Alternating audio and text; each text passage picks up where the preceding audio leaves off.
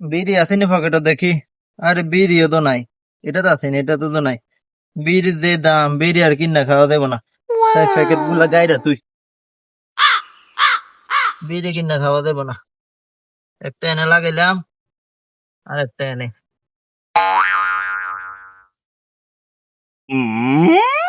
আরে বিড়িখোরটা কি করে এখানে দেখি? কিরে বিড়িখোর কি করছ এখানে?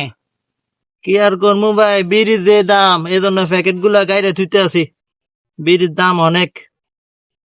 যাই হোক শেষ পর্যন্ত বিড়িটা ছাড়লি, ভালো হইলি। যাকে আবার শুনে খুব ভালো লাগলো। নামাজ কালাম কর, ভালো হয়ে যায় এবার। আরে না ভাই, বিড়ি খাওয়া সারি নেই তো। বিড়ির দাম বেশি, তাই প্যাকেট গুলা গাইরে ধুইতে আছি। গাছ উঠলে ছিঁড়ে ছিঁড়ে খামু। আরে কয় কিটা, বিড়িখোর তো পুরাই মাথা নষ্ট হয়ে গেছে দেয়া যায়। বিড়ি না খাইতে পারে, দাম বাইরে যাওয়ার কারণে তার মাথা পুরাই নষ্ট হয়েছে।